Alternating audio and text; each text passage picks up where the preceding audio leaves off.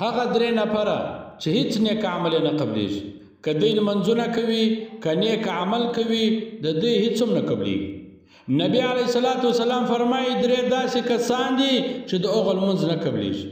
قال رسول الله صلی الله علیه وسلم ثلاث لا تقبل لهم صلاة، درې داسې کسان دي چې د هغو لمونځ نه قبلیږي او نیک عمل یې نه قبلیږي.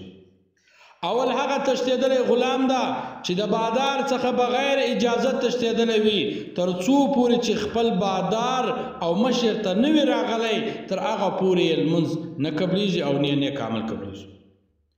دوم هغه ښځه ده چې له دې څخه خپل خاوند ناراضه وي، تر څو پورې چې خپل خاوند یې خوشحاله کړی نه وي د دې ښځې نه لمونځ قبلیږي او نه یې نیک عمل قبلیږي.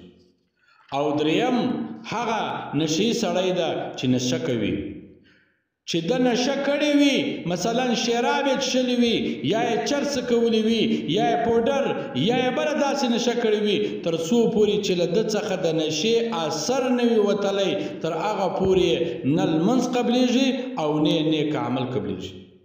نبی علیه الصلاة والسلام فرمایي د دغو درو کسانو چې دی هر څونه لمونځونه کوي لمونځونه یې نه قبلیږي، چې دی هر څونه نیک عمل کوي نیک عمل یې نه قبلیږي.